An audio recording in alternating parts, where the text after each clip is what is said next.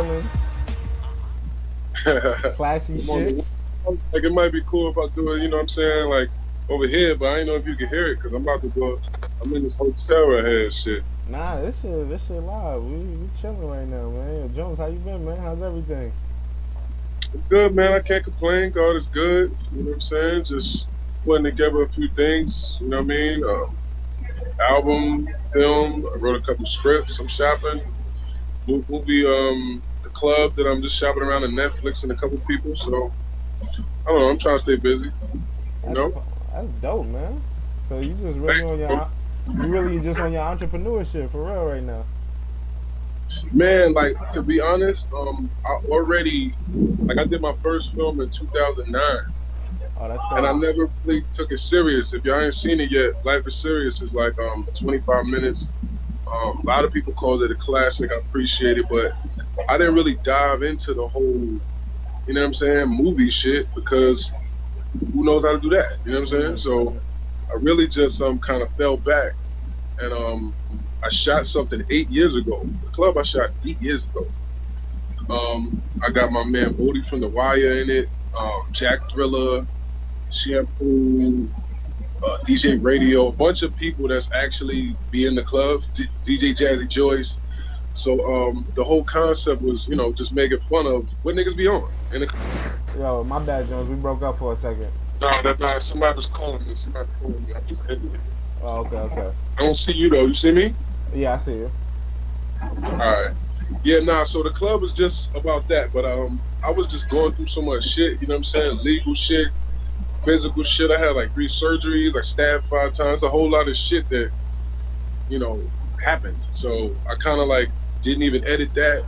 And when I got my life kind of back together, I finally edited that up, and I wrote 2 more scripts, because now I'm like, I really see I could do it. You know what I'm saying? So that's all that is. So stay tuned. Jones, man, like, you know what I'm saying? I know, like, you've matured and grown so much in this game. I'm watching things you've done when you was like 19 years old. Like, you like talking to like, yeah, you know, like you really get in the game very young. And I'm like, yo, damn, like, there's a lot of new young guys coming in, but you guys had made some major impacts coming in at that age. How was it like just being a part of, like, even, because I see how you said you started rapping like 2 years or something like that, and you was like, you know what I'm saying? Like, you really just took it seriously. How was that time, like, to get to this point right here? I mean, honestly, to me, bro, like, I just do what I know. Like, I don't know a better way, so I do what I do. You know what I'm saying? Like, I didn't know a way to get into the music game in 1999. You know what I'm saying? There was no way. There was either you know somebody, or, you know, somebody sees you, Jay-Z sees you rapping like Beans or some shit and signs you, or you get the streets. You get hot. You get people talking about you. You get on TV. The way that I saw that I could do that was through battle rap. And battle rap wasn't a thing then. It was like street niggas didn't battle rap, bruh. Niggas thought that if you battle rap, that meant you some backpack nigga with spray paint and breakdancing and shit. You know what I'm saying? If you even look at the Eminem battles and shit like that, look at who is, no disrespect to M. No disrespect to Proof, rest in peace. You know what I'm saying? No disrespect to that whole underground Detroit culture of freestyle, but look at 8 Mile. Look at what niggas look like. Look at the crowd that was there. That wasn't the crowd that was at Moot battles, nigga. It wasn't the crowd that was at my battles at Fight Club and on the blocks and all that. Those was killers, my nigga. It's street niggas and gangsters and industry niggas, which was dope. And when I saw, like, wow, that dynamic was crazy. I'd never seen no shit like that. And once I knew that MTV is coming and all this shit, that's it. It's over. I'm lit, nigga. Taking over, and I'm gonna be on MTV, and then they gonna know fucking Serious Jones. And that's how I felt. And God was good. That's what happened. But that's what I felt like. That was my mind state. When I used to go to battles, I would go, you know, 4 deep with the wolves. We had a burner in the bag and the money to put on the table, and it was war. And that's how niggas really felt. We was going to niggas' hoods. We didn't know what would happen. We just knew we was leaving with the shine and the money. And hopefully your bitches. You know what I'm saying? But like, that's crazy. That was the mind state, you know what I'm saying? So that's how I always, you know, looked at my opportunity to come in the game and make a name for myself as an MC. You know what I'm saying? I wanted them to feel my energy. It wasn't so the fact that I wanted to get on as a battle rapper. That wasn't even a thing then. Mm. And like just to segue to like the music, you know what I'm saying? That was something that you was initially doing first, and battle rap just kind of. Well, like, this is the I be giving you all the juicy shit, man. I'm like Breakfast Club and them niggas gonna be mad at me. Like, you already told all the fucking stories. But nah, like I started making music the day I had my first battle. The same exact day. The first day I had my first battle was probably a week or something after I started even freestyling, battling, playing around. I had no written bars. I just freestyled through a whole tournament. Back then it was tournaments. You had to beat 5 niggas that night. It wasn't no preparing for one nigga. No, there's 60 niggas in the tournament. Whoever wins gets this bag. You know what I'm saying? That's crazy. So like, you had to battle one nigga, and a bunch of niggas battle. Then you battle the next nigga. Then you battle that. Then you battle the next nigga, and then you get to the championship, right? So I actually lost. So not to the nigga that became my partner, pause, but to I lost the battle before the championship battle, which the nigga who won, honors English. Look this nigga up on YouTube, bro. This nigga is the GOAT. I swear to you. I swear to you. This nigga's bars was just so What's his crazy. name? All right, I got you. All right, I'll move it over. All right. They want me to move my damn car and valet and shit. But basically, we can do this in the car. I'll keep moving. We'll go do it in the car. So basically, what wound up happening what was his name that again? night, I met a dude named Kenyatta. Shout out to Kenyatta. And he basically told me, like, yo, bro, you need to be in the studio right now. And I was like, all right. So he took me to Pebble Hill, which was an apartment complex, Tallahassee, Florida, which is where I was at, you know what I'm saying, when I was 17, going to school. And he took me to Needles' crib. Needles is now multi-platinum, Cardi B, 50 Cent, Bruno Mars, you know what I mean? That Jeremiah Ooh shit. Needles did everything. Lil Wayne, I'm going in. And this was the first beat I ever rapped on. So, and this was the same night that I had my first ever battle. These niggas is crazy. Yeah. But like, basically, what happened is, after that, it was over. Because now this nigga got beats that, his beats was so fire that if I wasn't nice, it would just sound crazy. It would be like, yo, get this nigga off these crazy ass beats. So it was like, I literally was forced to be a good artist, like from the door. Yeah, but yeah, long story short, that was my intro to making music. It was the same day as my intro. So you telling me, like, basically, as soon as you had those battles and then you got on, you had to automatically start making music right then and there? Yeah, I made my first song the first night I had a battle called "What's Going On." That's crazy. If I hear this shit, I'm like, I wonder even what I said in this shit, but it was like a Marvin Gaye sample, and yeah, the mic was in the closet. You know what I'm saying? It was that era. Mic was in the closet. We had an MPC, you know, a turntable for the samples, and a keyboard, and that was it. And shout out to Needles, man. It's my man. Shout out to his daughter Mani, Manana. They like proud of him, man. They got building big houses and doing big things. But that was the beginning, humble beginnings, yo. Yo, and what took you away from, I guess, the music and then back into battling, where you like got the crazy performances with Jim, you know what I'm saying, and you know all of those Fight Club times and everything like that. I mean, well, basically what happened with that was like, I'm gonna keep it all the way tall. I told Fight Club that I didn't want to battle 2 niggas. I said, because at that time, I was only battling for money and for like, because MTV was there. Like, I didn't care about being a battle rapper. You know what I'm saying? Like, I just was like, if I can come here, gamble $2,500 on myself and walk away with $5,000, I'm doing that. You know what I'm saying? And that was what I did. That's why I was talking all that shit about Mook and them niggas back in the days. That's why sometimes y'all see me get a little ranty when I get my feelings, when y'all be talking about who's the GOATs and all that. Niggas wasn't getting no money back then, bruh. Mook wasn't battling for no money. Lux wasn't battling for no money. I was the only nigga. That's a lie. Actually, Sam Scarfo. Sam Scarfo was the first nigga who made me want to do it, because I saw him battling Scar Child and motherfucking 40 Cal for $10,000. Damn. And I'm like, hold up, it's 10 bands on the pool table. I'm like, yo, nah. It was like that? You mean to tell me whoever wins is leaving with this?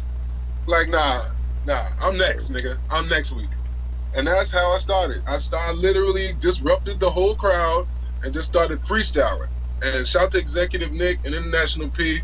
They pulled me aside in the room, and that's where I said yo came from. Because I'm like, I said yo! Niggas is just like, the fuck? And I just start going ham off the head, right? In a room full of people between the battles. So niggas pulled me to the side afterwards like, yo, bro, you can't do that, bro. You can't be doing that, man. And I'm like, yo, my bad, my niggas. I just need in, you know what I'm saying? Tell me what we got to do. So they was like, well, you got to try out. I was like, man, I'm not trying out, bro. Like, I'm not going to give you a tryout. You just heard me. You just heard what I do. You know what I'm saying? Like, so they pulled me in a room with this guy named Too Much. Shout out to Too Much, man. Too Much was a problem, dog. Niggas don't know about Too Much. He was from London. He was the original Professor Green, I guess. Like, he was the first nigga from London that I think he went like 10-0 in Fight Club. And I specifically told Fight Club, I do not want to battle Jin, and I do not want to battle Too Much. Because I thought both of them niggas could beat me. But I only thought that because back then gimmicks were so strong. Like, that nigga had that London accent, so if he says one thing that sounds fire, that's it. You lost. The London nigga killed you. You know what I'm saying? Like, that's how niggas would be on it. Same thing with Jin. Jin, his being Chinese, people try to act like that's something that takes away. No, nigga, that's a bonus. If this Chinese nigga says one fire thing to you, you lost. That's the way the streets look at it. And we're going to segue to that because I actually, you know, it's crazy with this Mook and this Averb battle, how it's like some of the same dynamics still exist fucking 15 years later, but people don't realize it. They don't understand the evolution of battle rap. They don't understand the way they really think about it. They're just thinking about it. They don't know why they think it. You know what I'm saying? They don't even understand what they're looking at when they're watching a battle sometimes. It's a battle more than words, yo. It's a battle of energy. It's a battle of fucking, you know, wits. It's about how you, you know, man, it's like I can't really explain that shit, but yeah, man. So I didn't want to battle Too Much or Jin because I thought the gimmicks was too strong, and they just beating people because these people can't wait to see a nigga lose. So I didn't want to battle both of them. And then when they had the all hip hop thing for 10 racks, Fight Club called me and said, basically we're having a tournament, and it was a tournament. So I had to beat the two niggas that I was actually scared to battle the same night. So that's what that was. The Jin battle, I battled Jin and Too Much that same night. That I won that, you know, whatever. Yo, so I ain't gonna lie, that Jin battle was like super epic. You know what I'm saying? What was the impact for you back then? Like, you know what I'm saying? When that shit like did what it did. That was it, my nigga. That was the first time I got to just shine in front of the world. That was the first time the world got to see, nah, this nigga's different. This nigga's somebody. You know what I'm saying? Like, for real. So, shout out to Fight Club, shout out to all hip hop, you know what I'm saying? Shout out to Jen. You know what I mean? Just for that opportunity on some hip hop shit. It's like 3 billion niggas in China. How you gonna go platinum over there? That shit was crazy. I thought of 1,000,000 bars the instant they told me MTV get 10 racks, nigga. Man. I thought of 40 punchlines. Yo, that's crazy though. Like, I'm like, wait, DMX is dog. Wait, okay, yep. DMX has got dogs. You eat dogs? Yep, that's one. Ain't there a billion people in China? Yeah, there is. Okay, yep, another one. Like, that shit was just, nigga. When it come to that money, nigga, I'm gonna find a way to figure that shit the fuck out, nigga. And that's all that was. And you always had that style, like a roasting session type of style anyway. Like, that's what I understand battle rap from, bro. You know what I'm saying? Like, this is where I come from. Like, I'm from Jersey, nigga. I'm from the capitals of shit talking. My uncle, my dad, everybody got talk shit. You gonna get roasted in my house, nigga. You got some bullshit on, you're gonna get roasted when you get to school. You know what I'm saying? You better learn how to snap or learn how to fight or both. So I had to do both at a young age, and I didn't know it would be good for anything else, you know what I'm saying, until battle rap showed up. And I was like, oh shit, I could use this shit that I've been doing in the cafeteria since fucking 8th grade. You know what I'm saying? The auditorium making the school laugh. It's the same talent. You know what I mean? Just a different format.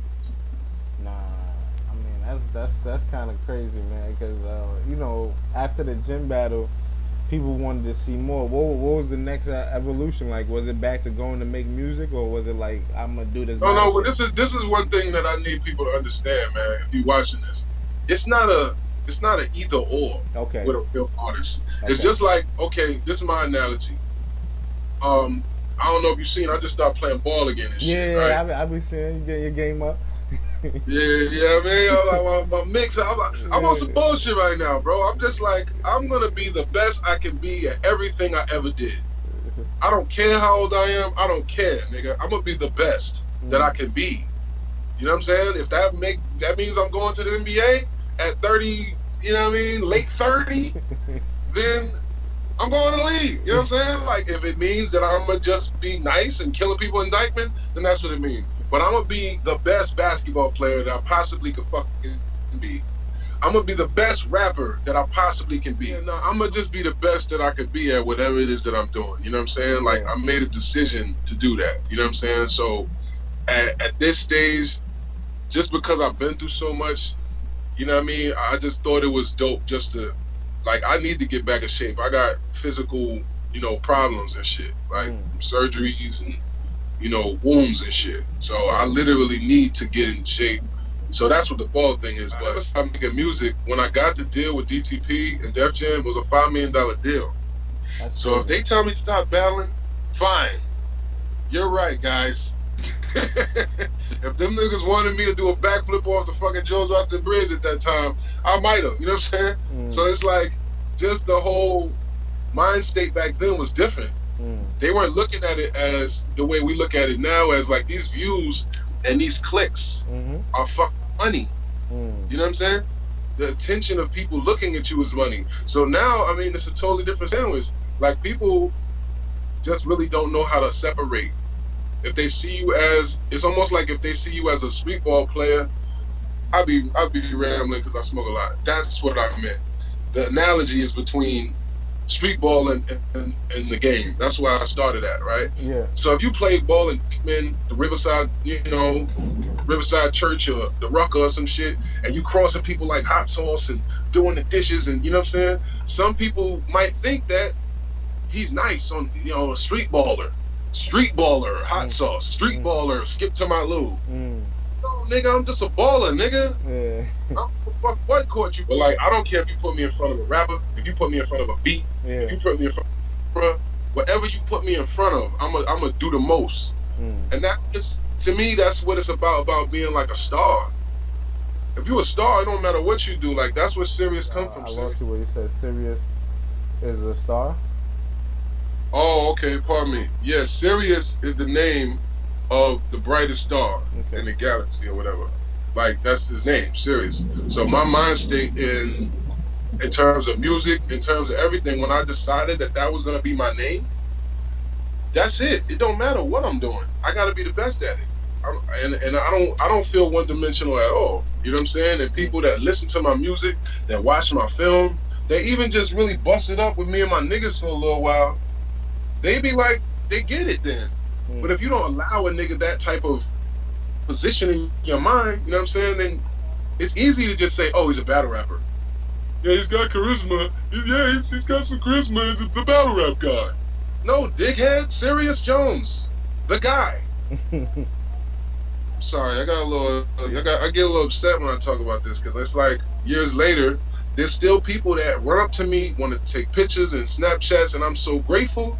And I try to fucking give them some music, and then they go, oh, wait, nah, I just want to see you battle, son. But they listen to some trash-ass music that somebody marketed to their dumb ass, because they don't know. They don't know my life. They don't know that, you know what I'm saying, I could be talking about some shit that they need to hear that morning or whatever, you know what I'm saying? Like, I listen to niggas. I listen to niggas that I need to hear. Certain shit Kevin Gates or somebody say, you know what I'm saying? That shit hit home for a real nigga. You know what I'm saying? Like, niggas forgot that real niggas are supposed to be the voices of our culture. Period. You with me? Yeah, nah, I'm definitely with you, man. I mean, the elevation of the game is definitely switched. You know what I'm saying? Where it's become the world of opinions. So everybody got something to say, and everybody has their portions. You know what I'm saying? Like of what they could control or try to influence. So that's what the world's become. You know what I'm saying? So yeah. But I guess I still got hope and faith that the world could be what the fuck we make it, man. You know what I'm saying? Like, if we let other people's opinions and let the fact that people just have narrow minds and don't have the ability to look at things in a broad spectrum, then there'd be no Banksies. There'd be no Picassos. There'd be no Basquiat's. There'd be no Jay-Z's. You know what I'm saying? There'd be no niggas that really said, fuck that. I don't care what people think. I'm changing that shit. Guys. That's what I'm on, bro. Until God take my breath. Our Father, who art in heaven, I relinquish my noble title and come to you as your child. I come respectfully and humbly, I'm genuinely confused, and Lord, I'm trying to figure out just what's becoming me. Bags under my eyes, cause I'm tired of the way I'm living. Dear Lord, I'm in need of forgiving, but you don't hear me though. My heart is heavy and I'm sick of sinning. But is it true?